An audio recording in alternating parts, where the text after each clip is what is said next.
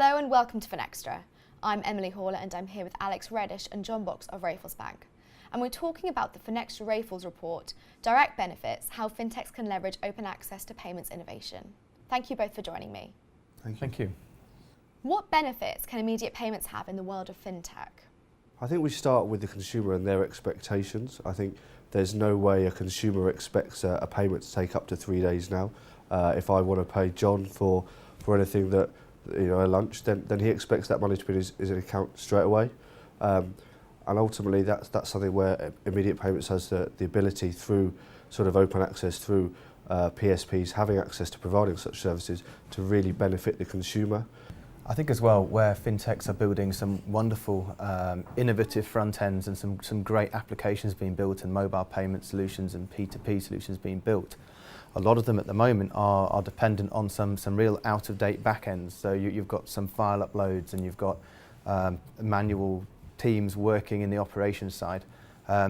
Direct access and access to faster payments, that sort of thing can really bring in a lot of slicker process in the back end, which means that the whole piece works much better together.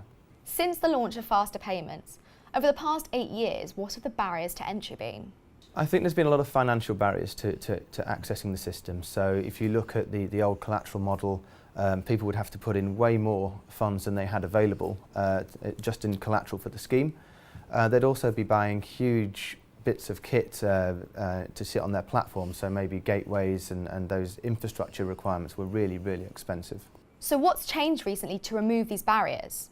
What's important to remember is this is national infrastructure. It has to be safeguarded, and the banks have done a great job at that. But I think now it's looking at there's no point safeguarding a system if you're not then getting the full benefit out of that system and you're not really using that system to drive some real innovation. And people like the PSR, people like the Bank of England and of course Faster Payments themselves have really made a lot of inroads into this innovative side over the last couple of years.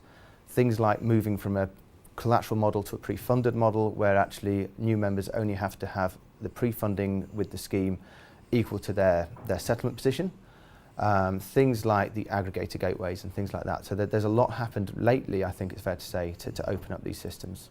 I think that's quite a pertinent point because I think there's been a marketplace created by the regulation through the PSR, through various impending regulations on the PSD2, through Faster Payments' desire to open up their schemes. So the technical aggregators now, I think there are 11 with two currently accredited. That will become a marketplace whereby people can pick and choose based on various desires, various risk appetites, various economic models. We anticipate the same coming through the sponsorship model. So we hope that we're not the only sponsor to offer such services within Faster Payments. We anticipate rolling that out to things like BACS where the collateral model is in fact the same. And we think that will become an all-encompassing market that allows this change to be pushed through and allows various other entities that wouldn't currently have access to benefit from such infrastructure to really reap that benefit.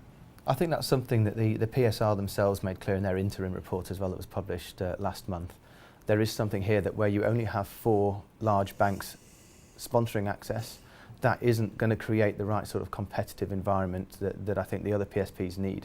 So I think really, as far as we're concerned, we're quite happy to be the trailblazers and offering some real innovative sponsorship solutions, but we do think there needs to be more people out there doing the same thing so we can really get a competitive environment built. What should PSPs or fintechs consider when choosing an access option?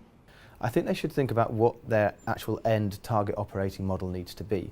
It's not as simple as just assuming that you need to have direct membership of Faster Payments, because actually that comes with quite a lot of responsibility, a great deal of assurance, a great deal of time and effort to actually build the settlement infrastructure around that, as well as just the technical infrastructure.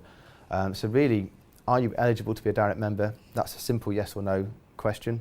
If you are, actually, do you need to be a direct member or can you do something a bit different? And then it comes down to what are your sponsorship options. Either the traditional indirect model and going into the back of a bank's infrastructure and having the bank sponsor you that way, or would you be interested in a direct model where actually you have a little bit more say, well, a much greater say over your infrastructure and your platform?